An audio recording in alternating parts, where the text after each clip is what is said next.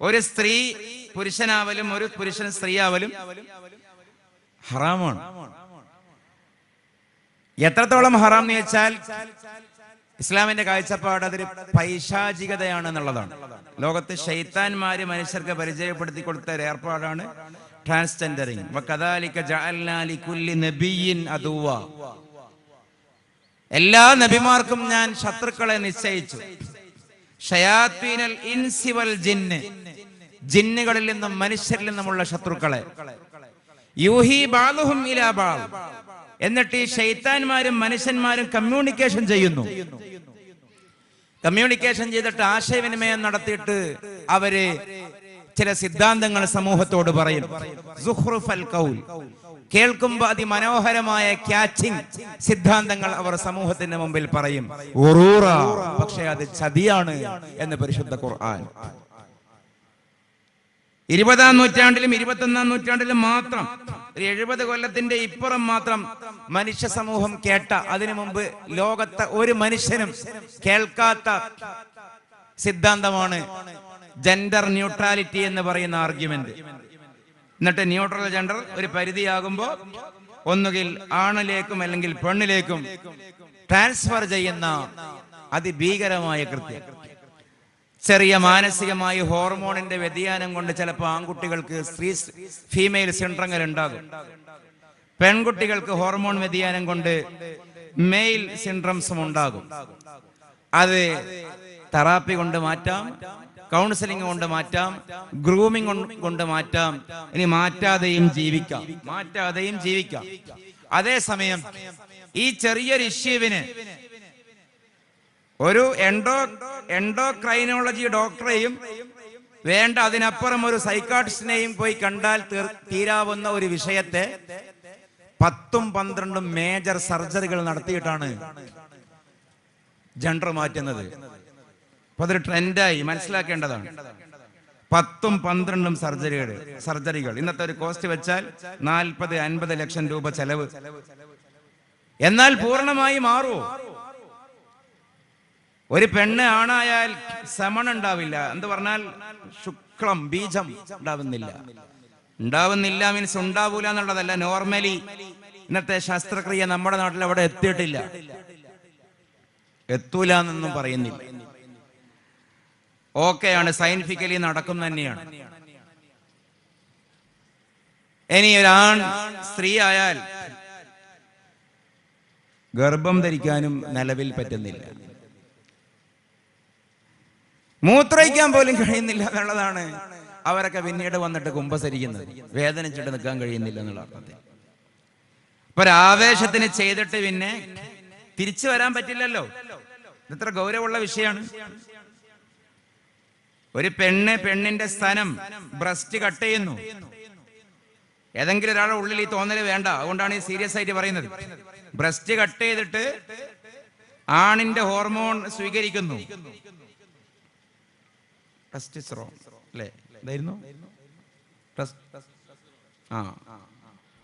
അപ്പൊ സ്വാഭാവികമായി രോമം കിളിർക്കും, ശബ്ദം പരിവരുത്താവും, നെഞ്ച് വികസിക്കും. പക്ഷെ ഒരു കണ്ടീഷനിൽ ഈ പെണ്ണിന് തോന്നുകയാണ് എനിക്ക് പെണ്ണായിട്ട് തന്നെ തിരിച്ചു പോകണം. മുറിഞ്ഞു പോയ ബ്രസ്റ്റ് പിന്നെ പരലോകത്തു നിന്ന് കിട്ടിയാലായി, ഇഹലോകത്തു നിന്ന് കിട്ടില്ല. കോഴിക്കോടൊരു വിഷയമുണ്ടായി, നിങ്ങൾ ഓർക്കുന്നുണ്ടാകും. അച്ഛൻ പ്രസവിച്ചു എന്ന് പറഞ്ഞിട്ടൊരു വലിയ ന്യൂസ് ഉണ്ടായിരുന്നു. ഈ പറഞ്ഞ പോലെ ഒരു പെണ്ണിന് ആണാകാൻ മോഹമായതാണ്, ബ്രസ്റ്റ് കട്ട് ചെയ്തു, ആണിന്റെ ഹോർമോൺ സ്വീകരിച്ചു. പക്ഷെ ലൈംഗികാവയവം വജീന അതങ്ങനെ തന്നെയുണ്ട്, ഗർഭപാത്രം അവിടെ തന്നെയുണ്ട്. അതേ കോഴിക്കോട് തന്നെ വേറെ ആണിന് പെണ്ണാകാൻ ആഗ്രഹം. അപ്പൊ എന്ത് ചെയ്തു? പെണ്ണിന്റെ ഹോർമോൺ സ്വീകരിച്ചു, ആണിന്റെ അവയവമൊക്കെ അവിടെ വെക്കുകയും ചെയ്തു. ഇവർ പരസ്പരം ബന്ധപ്പെട്ടു. ഈ ആൾക്ക് ആണാകാൻ ആഗ്രഹിച്ച പെണ്ണിന് ഗർഭമായി, മക്കളായി, പ്രസവിച്ചു. അപ്പൊ ചാനലുകാരൻ ചോദിച്ചു ഇപ്പൊ എങ്ങനെ ഉണ്ട്? അപ്പോ ആ പെണ്ണ് പറഞ്ഞു എനിക്കൊരു സങ്കടമേ ഉള്ളൂ. എന്താ സങ്കടം എന്നറിയോ?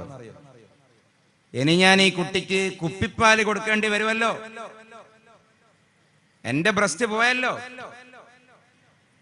അപ്പൊ ഒരാവേശത്തിന് അത് ചെയ്തിട്ട് തിരികെ വരുന്ന സാധനമല്ലത്. അപ്പൊ അത്രയും അപകടകരമായിട്ടുള്ള സംഗതിയാണ്. മുസ്ലിമായ സ്ത്രീയോ പുരുഷനോ ട്രാൻസ്ജെൻഡർ ആയി കഴിഞ്ഞാൽ ഇസ്ലാമിലെ വിധി എന്ത് എന്നുള്ളതാണ്. എനിക്ക് തോന്നുന്നത്, എനിക്ക് ഇത് ഒരു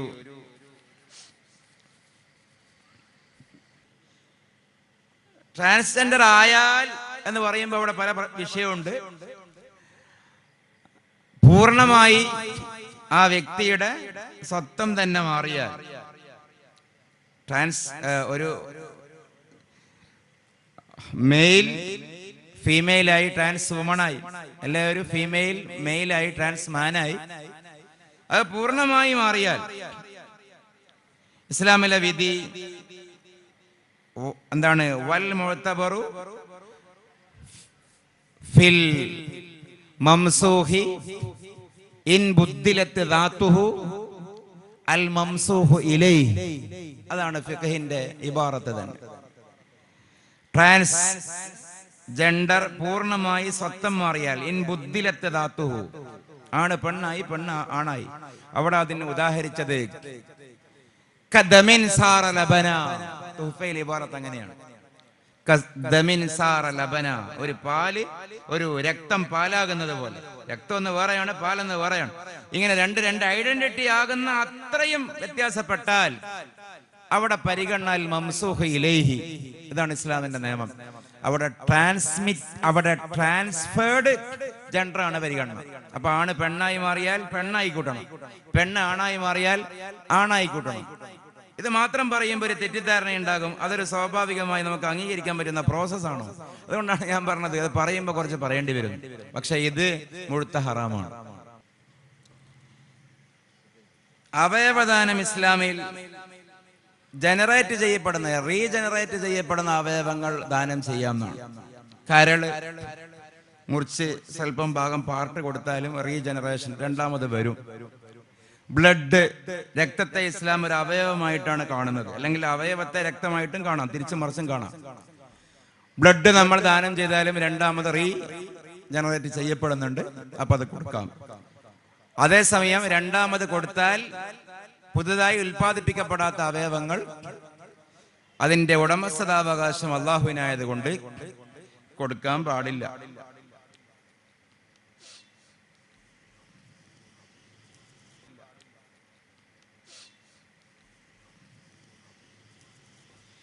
തെറ്റ് സംഭവിച്ചു പോകും. ഞാൻ ചോദ്യം വായിക്കാത്തത് ആ ചോദ്യകർത്താവിന് മനസ്സിലായാൽ മതിയല്ലോ എന്ന് കരുതിയിട്ടാണ്. തെറ്റും ശരിയും ഏതാണെന്ന് ബോധ്യമായിട്ടും തെറ്റെന്തുകൊണ്ട് സംഭവിക്കുന്നു? തെറ്റ് സംഭവിക്കുന്നുള്ളത് തന്നെയാണ് ഇസ്ലാമും പറയുന്നത്. നിങ്ങൾ ഭൂമിയിൽ ആരും തെറ്റ് ചെയ്യുന്നില്ലെങ്കിൽ തെറ്റ് ചെയ്യുന്ന ഒരു ജനതയെ അള്ളാഹു കൊണ്ടുവരികയും എന്നിട്ട് അവർ പശ്ചാത്താപം നടത്തുമ്പോൾ അള്ളാഹു അത് കണ്ട് ആനന്ദിക്കുകയും ചെയ്യുമെന്ന് ഒരു ഹദീസുണ്ട്. അതൊരു കാൽപ്പനികമായ ഹദീസാണ്. അപ്പം മനുഷ്യൻ സ്വാഭാവികമായി മലക്കല്ല. മലക്കിന്റെ പ്രത്യേകത എന്താണെന്ന് ചോദിച്ചാൽ അവരുടെ നാച്ചർ തന്നെ തെറ്റ് ചെയ്യാതിരിക്കുക എന്നുള്ളതാണ്.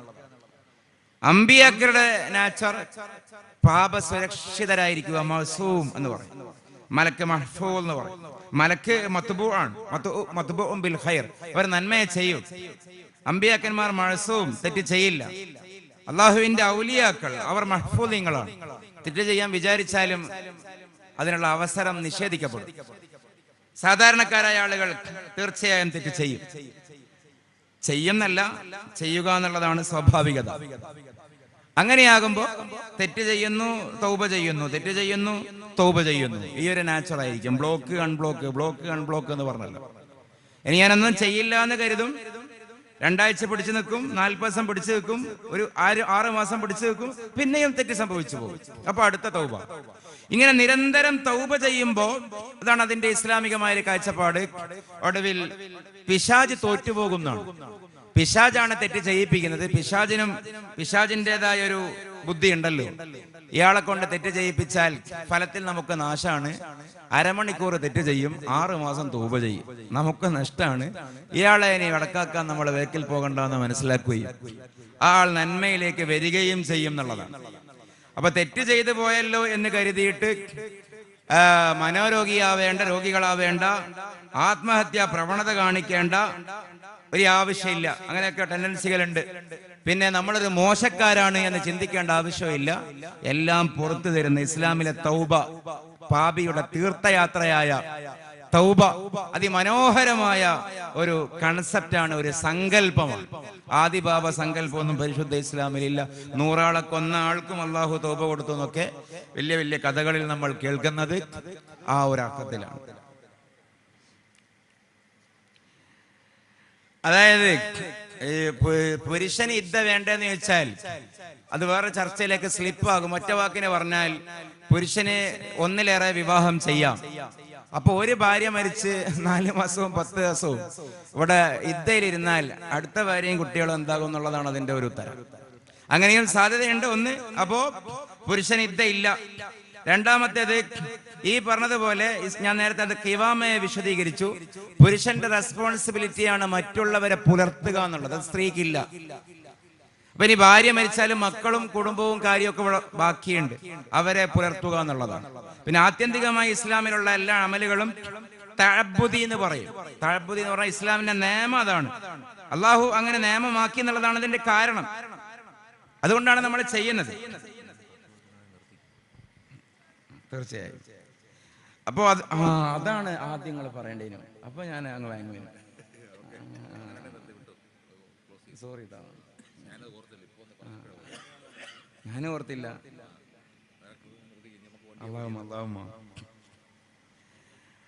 അപ്പോ എന്നേക്കാൾ എന്റെ കാര്യത്തിൽ കൺസേൺ ഇതിന്റെ ബഹുമാനപ്പെട്ട അധ്യക്ഷൻ നമ്മുടെ ജമാലുദ്ദീൻ സാഹിബിനാണ്. മഷ്കൂർ. ശരിക്കുള്ള ഈ യോഗത്തിന്റെ അധ്യക്ഷൻ അദ്ദേഹം തന്നെയാണ്. കാരണം പ്രസംഗിക്കാൻ നിന്ന ഞാൻ എൻ്റെ ചില സംഗതികൾ മറന്നു, ട്രെയിനിന്റെ സമയവും കാര്യങ്ങളും.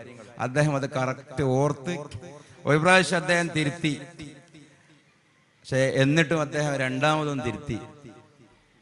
അള്ളാഹു അദ്ദേഹത്തിന്റെ നേതൃത്വത്തെ അള്ളാഹു ഭദ്രപ്പെടുത്തട്ടെ. ഒറ്റ വാക്ക് അങ്ങനെയാണ് അതിന്റെ ഒരു കാര്യം. പുരുഷന് ഉത്തരവാദിത്തം ഉള്ളത് കൊണ്ട് അങ്ങനെ പറ്റില്ല. ഒറ്റ വാക്കിന് വായിച്ചു പോകുന്നു. ഒരാൾക്ക് അയാളെ തന്നെ മതി എന്ന് തോന്നൽ,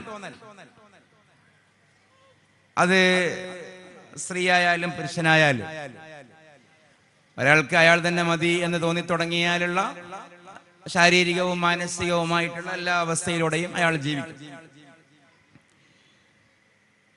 ഒറ്റത്തടിയായി നിൽക്കുക എന്നർത്ഥം. മനുഷ്യൻ ഒറ്റത്തടിയല്ല, man is a social animal എന്നുള്ളതാണ് നമ്മുടെ നിർവചനം തന്നെ. മനുഷ്യനൊരു സാമൂഹിക ജീവിയാണ്. ഈ പെയറിംഗ് ഉണ്ടാകുമ്പോഴേ പൂർണ്ണത ഉണ്ടാകുന്നുള്ളൂ. രാവും പകലും കൂടുമ്പോ ദിവസം ഉണ്ടാകുന്നു, രാവും പകലും കൂടുമ്പോ ദിവസം ഉണ്ടാകുന്നു. ദുഃഖവും സന്തോഷം കൂടുമ്പോ ലൈഫ് ഉണ്ടാകുന്നു. ഇറക്കവും താഴ്ചയും ഉണ്ടാകുമ്പോൾ ഭൂമിയാകുന്നു. ഒക്കെ അങ്ങനെയാണ്. നെഗറ്റീവും പോസിറ്റീവും ഉണ്ടാകുമ്പോ മൂല്യം ഉണ്ടാവും. പ്രകൃതിയിൽ അങ്ങനെയാണ്, പരിസ്ഥിതിയിൽ അങ്ങനെയാണ്, തത്വത്തിൽ അങ്ങനെയാണ്, ലോജിക്ക് അങ്ങനെയാണ്. നാടൻ ഭാഷയിൽ ചാറും ചോറും എന്ന് പറയും. ചാറും ചോറും കൂടുമ്പോ ഭക്ഷണമാവുന്നു. അതേപോലെയുള്ളൊരു പാറ്റേൺ ആണ് ആണും പെണ്ണും, സ്ത്രീയും പുരുഷനും കൂടുമ്പോ മനുഷ്യ ജീവിതമാകുന്നു എന്നുള്ളത്. ആ ഒരു പ്രകൃതി തത്വമാണ് ഇസ്ലാം മുന്നോട്ട് വെക്കുന്നത്. എലോണായി ജീവിക്കുക എന്നുള്ളത് ഇസ്ലാമിൽ ഒരു ഹറാമായ കാര്യമല്ല. പക്ഷെ ഇത് പ്രത്യയശാസ്ത്രപരമാണ്. ആ ചോദ്യകർത്താവ് അറിയാൻ ചോദിച്ചതായിരിക്കാം.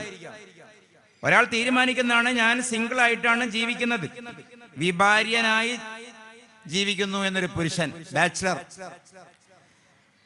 പിന്നെയോ ഭർത്തൃമതിയായി ജീവിക്കണമെന്നൊരു സ്ത്രീയും. ഇതൊരു ഹറാമായ കാര്യമല്ല. പക്ഷേ അതിന്റെ മോട്ടീവ് എന്താണെന്നുള്ളതാണ് അവിടെയുള്ള കാര്യം. ഇപ്പൊ മഹാനായ നവവി ഇമാം കല്യാണം കഴിച്ചിട്ടില്ല. കാരണം നവവി ഇമാം കല്യാണം കഴിക്കാതിരുന്നത് വിവാഹം ഒരു മോശം ഏർപ്പാടാണ്, സ്ത്രീയുമായി ബന്ധപ്പെടുക അല്ലെങ്കിൽ മക്കളുണ്ടാക്കുക, ദാമ്പത്യം, കുടുംബ ലൈഫ് ഒരു മോശമാണ് എന്ന് മനസ്സിലാക്കിയിട്ടല്ല അദ്ദേഹം വിവാഹം ചെയ്യാതിരുന്നത്. വിവാഹം ചെയ്യുക വഴി ഫാമിലിക്ക് നേരം കൊടുക്കേണ്ടി വരും. അത്ര സമയം കിതാബ് നോക്കാനും കിതാബ് എഴുതാനും എനിക്ക് നഷ്ടപ്പെടുമല്ലോ എന്ന് കരുതിയിട്ടാണ്. പ്രേരണ അതായിരുന്നു. മഹാനായ അഹ്മദ് ബിൻ ഹംബൽ റഹിമഹുല്ല വഫാത്താകുന്ന സമയത്ത് അദ്ദേഹം ദുഃഖിതനായി കാണപ്പെട്ടു. ശിഷ്യന്മാര് ചോദിച്ചു, അങ്ങെന്തിനും ദുഃഖിക്കണം? എല്ലാ മാനദണ്ഡം വെച്ച് നോക്കിയാലും അങ്ങെത്ര ഉയരത്തിലാണ്. അപ്പൊ അദ്ദേഹം പറഞ്ഞിട്ടെന്താ, എനിക്കൊരു സുന്നത്ത് എടുക്കാൻ പറ്റാതെ പോയല്ലോ. അതെന്താണ് ആ സുന്നത്ത്?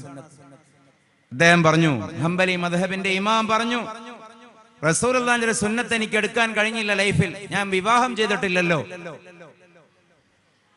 അപ്പൊ ചോദിച്ചു, എന്തേ വിവാഹം ചെയ്യാതിരുന്നത്? പിന്നെ വിവാഹം ചെയ്യാതിരുന്നത്, വിവാഹം ചെയ്താൽ എന്റെ ഈ മുതാലക്കും തസ്നീഫിനും സമയം നഷ്ടപ്പെടുമല്ലോ. ഇൽമ പഠിക്കാനും അത് പഠിപ്പിക്കുന്ന കാര്യങ്ങൾ ചെയ്യാനും എനിക്ക് സമയം കിട്ടില്ലല്ലോ. അതുകൊണ്ടാണ് ഞാൻ വിവാഹം ചെയ്യാതിരുന്നത്. ആ ഒരു മനോഗതിക്ക് ഈ പറയുന്ന സിംഗിൾ ലൈഫ്, സോളോ ലവ് എന്ന് പറയില്ല. അത് അള്ളാഹുവിനെ സ്നേഹിച്ചതിന്റെ പേരിലാണ്. ഞാൻ നേരത്തെ റാബിയത്തുൽ അദവിയെ കുറിച്ച് പറഞ്ഞല്ലോ. റാബിയത്തുൽ അദവിയക്ക് വിവാഹം ചെയ്യണമെന്നുണ്ട്, പക്ഷേ വിവാഹം ഞാൻ ചെയ്യുകയാണെങ്കിൽ അള്ളാന്റെ സ്ഥാനം കുറഞ്ഞു പോകുമോ എന്നുള്ള പേടിയാണ്. ആ അർത്ഥത്തിലുള്ള സിംഗിൾ ലൈഫ് ഇസ്ലാമിൽ ഹലാലാണ്. പക്ഷെ ടെക്നിക്കലി അതിന് സിംഗിൾ ലൈഫ് അല്ലെങ്കിൽ സോളോ ലവ് എന്ന് പറയില്ല. ഈ സിംഗിൾ ലൈഫും സോളോ ലവും ഇന്നൊരു ഐഡിയോളജിയുടെ ഭാഗമാണ്. അവരതുകൊണ്ട് ഉദ്ദേശിക്കുന്നത് അള്ളാനെ സ്നേഹിക്കലോ ഈ പറയുന്ന പ്രത്യയശാസ്ത്രത്തെ സ്നേഹിക്കലോ കിതാബ് പഠിക്കലോ ഇൽമ പഠിക്കലോ ഒന്നുമല്ല. അതുകൊണ്ട് ഉദ്ദേശിക്കുന്നത് സ്വന്തം ശരീരം തന്നെ ആസ്വദിക്കാൻ മാത്രം സാധ്യതയുള്ള ഒരു വസ്തുവാണല്ലോ എന്നുള്ളതാണ്. എന്തിന് മറ്റുള്ളവന്റെ മുമ്പിൽ നമ്മൾ പോയി നമ്മളുടെ ഒരു സാറ്റിസ്ഫാക്ഷന് വേണ്ടി ചെറുതാകണം? എനിക്ക് സുഖിക്കാൻ എന്റെ ബോഡി പോരെ, എനിക്ക് യാത്ര ചെയ്യാൻ ഞാൻ ഒറ്റക്ക് പോരെ, മെന്റലി ആൻഡ് ഫിസിക്കലി ഞാൻ ഓക്കെ അല്ലേ എന്ന് പറയുന്ന മനോഗതി ഇസ്ലാമിൽ ഒരിക്കലും സമ്മതമല്ല. സമൂഹം ഇല്ലാതാകും. ആ ടെൻഡൻസിയുടെ ഒരു മൂർധന്യ ഭാവമാണ് പുതിയ തലമുറയിലുള്ള കല്യാണത്തോടുള്ള ചതുർത്ഥി. നല്ലൊരു ശതമാനം പുതിയ തലമുറയിൽപ്പെട്ട പ്രത്യേകിച്ച് ചെറുപ്പക്കാരികൾക്കിടയിലുള്ള ഒരു ടെൻഡൻസിയാണ് സിംഗിൾ ലൈഫിനോടുള്ള താല്പര്യം. എത്ര കാലം സിംഗിൾ ലൈഫ് നയിക്കും? എത്ര കാലം നയിക്കും? സിംഗിൾ ലൈഫ് നയിച്ചിട്ട് ജയിച്ച ഒരു സൊസൈറ്റി ലോകത്തില്ല. ഒരു സിസ്റ്റം. എനിക്ക് തോന്നുന്നത് സമയം എപ്പോഴാണ് നിർത്തേണ്ടതെന്നുള്ളത് ഞാൻ നിങ്ങളെ ഏൽപ്പിച്ചിട്ടാണ്. ഞാനിങ്ങനെ പോവും, അവരെ പോവാ. ഇപ്പൊ എത്ര മണിയായി? എന്തേ പറഞ്ഞത്? നമ്മുടെ വിഷയം എന്തായാലും സിംഗിൾ. ഒരു സിസ്റ്റം ശാസ്ത്രീയമാവുന്നത് ഏതും ട്രയൽ ആൻഡ് കറക്ഷൻ മെത്തേഡ് എന്ന് പറയും. തെറ്റ് തിരുത്തി ശരിപ്പെടുത്തി അത് വിജയിപ്പിച്ചെടുക്കുക എന്നുള്ളതാണ്. നമ്മൾ ഒരുപാട് കാലഘട്ടത്തിലെ മനുഷ്യ സമൂഹത്തെ കണ്ടു. ഇന്നേ വരെ ലോകത്ത് മതപരമോ മതേതരമോ നിർമ്മതമോ നിരീശ്വരവാദപരമോ ഏതെങ്കിലും അർത്ഥത്തിലുള്ള ഒരു സൊസൈറ്റിയും സിംഗിൾ ലൈഫ് നടത്തിയിട്ട് ജയിച്ചിട്ടില്ല. അങ്ങനെ ഒരു കോമൺ സാർവത്രിക ഒരു രീതിയും ഉണ്ടായിരുന്നില്ല. അപ്പൊ സമൂഹത്തിലെ ഏതെങ്കിലും ഒന്നോ രണ്ടോ സൈക്കോകൾ ഞാൻ കല്യാണം കഴിക്കുന്നില്ല എന്ന് പറഞ്ഞ് മാറി നിന്നാൽ കുഴപ്പമില്ല, അത് അവർക്ക് പോയി നേള്ളൂ. അതേസമയം അതൊരു സാമൂഹികമായ ഒരു കഷ്ടമായി മാറുകയാണെങ്കിൽ ആ സമൂഹത്തിന്റെ അവസ്ഥ എന്തായിരിക്കും നമ്മൾ ആലോചിക്കണ്ടേ? പ്രത്യുൽപാദനം ഉണ്ടാകും. അപ്പൊ പിന്നെ പ്രത്യുൽപാദനം നടത്താൻ കല്യാണം വേണ്ടല്ലോ എന്നാണ് വാദമെങ്കിൽ അപ്പൊ പിന്നെ മാരകമായ പ്രശ്നം ഉണ്ടാവും. മനുഷ്യ സമൂഹം മേൽവിലാസമില്ലാത്ത രണ്ടു കാലുള്ള മൃഗങ്ങൾ മാത്രമായി അധപ്പതിക്കും. ആപ്ലിക്കേഷൻ ഫോമുകളിൽ പാരന്റ്സ് എന്ന കോളം വെട്ടേണ്ടി വരും. സാമൂഹികമായി മനുഷ്യന്റെ അന്തസ്സിനെ ബാധിക്കും. മനുഷ്യൻ ആത്മീക ജീവിയാണ്, ജൈവിക ജീവിയാണ്. കേവലം ഭക്ഷണം കഴിച്ചാൽ മാത്രം മനുഷ്യന് മുന്നോട്ട് പോകുവാൻ കഴിയില്ല. ഒരു പരിധിയാകുമ്പോ സംതൃപ്തി, മനുഷ്യന്റെ ബുദ്ധി മനുഷ്യനെ വന്ന് വേട്ടയാടും. ഇത് ശരിയാണോ? ഇങ്ങനെയാണോ വേണ്ടത്? ഇത് ശരിയല്ലല്ലോ, ഇതിനേക്കാൾ മറ്റൊരു ശരി മറ്റൊന്നുണ്ടല്ലോ, മനോരോഗിയാകും.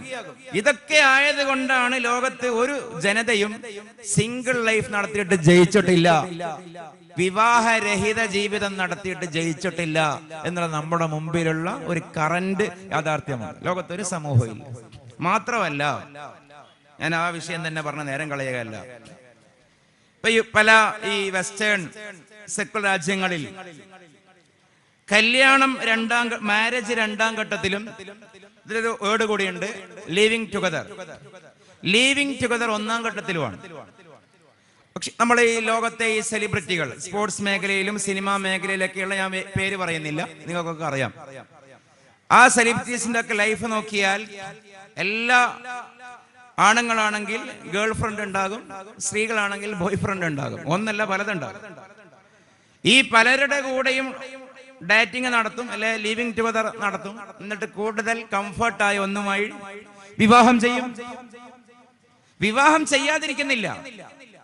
കാരണം ഒരു 18 വയസ്സ് മുതൽ 35 വയസ്സ് വരെ ഒരു പക്ഷേ ലിവിങ് ടുഗദർ ആയിരിക്കും. പക്ഷെ ഒരു 40-45 വയസ്സാകുമ്പോൾ മനുഷ്യന് സ്വാഭാവികമായി, അത് സ്ത്രീയാകട്ടെ പുരുഷനാകട്ടെ, ആ മെറ്റബോളിക് ഘടന തളർന്നു വരും, മാനസികമായി വീക്കാകും.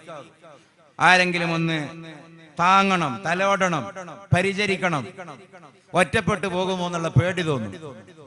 അങ്ങനെയാകുമ്പോ ആരുടെയൊക്കെ കൂടെയാണോ താമസിച്ചത് അതിൽ നിന്ന് കൂടുതൽ കംഫർട്ടായ, അതാണ് ഇന്ന് ലോകത്ത് നടക്കുന്നത്, കൂടുതൽ കംഫർട്ടായ ഒരാളെ സെലക്ട് ചെയ്ത് വിവാഹം ചെയ്യുന്നു. ലോകത്തിന് ഒന്നാം ഘട്ടത്തിൽ സിംഗിൾ ലൈഫോ അല്ലെങ്കിൽ ലിവിങ് ടുഗദറോ നടത്തുന്നവരും രണ്ടാം ഘട്ടത്തിൽ വിവാഹം ചെയ്യുന്നുണ്ട്. അപ്പൊ മുസ്ലിം കമ്മ്യൂണിറ്റിക്കിടയിലേക്ക് ഈ വിവാഹരഹിത ജീവിതം എന്ന് പറയുന്ന കൺസെപ്റ്റ് ഈ പറയുന്ന ലിബറലുകൾ കൊണ്ടുവരുമ്പോ അതിനോളം അപകടം പിടിച്ച മറ്റൊരു രീതിയില്ല. പിന്നെ എനിക്കൊരു നാട്ടിൻ പുറത്ത് വന്ന് പറയുന്നതിനൊരു പരിമിതി ഉണ്ടല്ലോ. മനുഷ്യന്റെ ഈ ചോദ്യം ഒരു അക്കാദമിക് ചോദ്യം ആയതുകൊണ്ട് ആ സെൻസിൽ ഒരു മറുപടി കൂട്ടിച്ചേർക്കാതെ വയ്യ. മനുഷ്യർക്ക് ശാരീരികമായ ആവശ്യം ഉണ്ടാകും, തീർച്ചയാണ്. അപ്പൊ ഈ സിംഗിൾ ലൈഫ്, സോളോ ലവ് എന്നൊക്കെ പറയുന്ന ആൾക്കാർ അത് മറികടക്കാൻ ചെയ്യുന്ന ചില പ്രാക്ടീസുകൾ ഉണ്ടാകുമല്ലോ, പരിഹാരക്രിയകൾ. അതൊരു പരിധിയാകുമ്പോൾ അതൊരു മനോരോഗമായി മാറും, അഡിക്ഷൻ. ഞാനത് മലയാളത്തിൽ വിശദീകരിക്കുന്നില്ല. ലിവിങ് ടുഗദർ മാരകമായ പ്രശ്നങ്ങൾ അവിടെയും ഈ പറയുന്ന ഒരു സെൻസിൽ വരും. ഒരു സ്ത്രീയുടെ ഉടൽ തേടിയിട്ട് ബോയ് ഫ്രണ്ട്സ് വരും. എത്ര കാലം? അത് ഉടയുന്നത് വരെ. എടുക്കാ ചരക്കാകുന്ന ഒരു കാലം വരുമ്പോ വിഷാദത്തിലേക്ക്, ഡിപ്രഷനിലേക്ക് പോകും. ഇനി ആർക്കും വേണ്ട.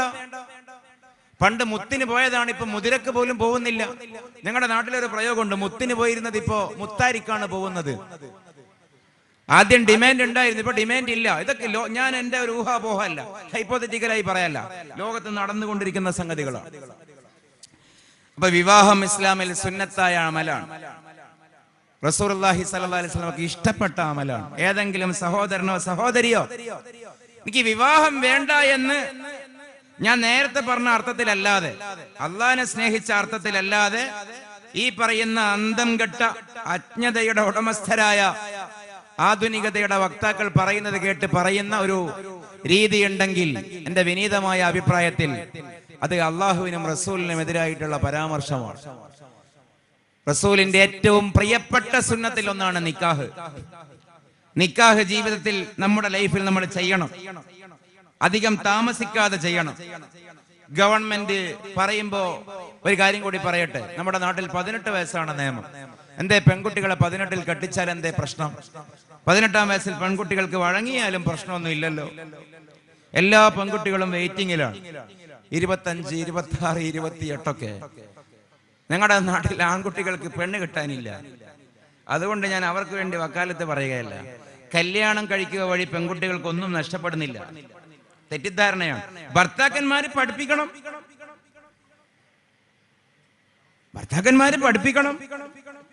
ഫാത്തിഹ പഠിപ്പിക്കൽ മഹറായി നിശ്ചയിച്ചിരുന്നു ആദ്യകാലത്ത്.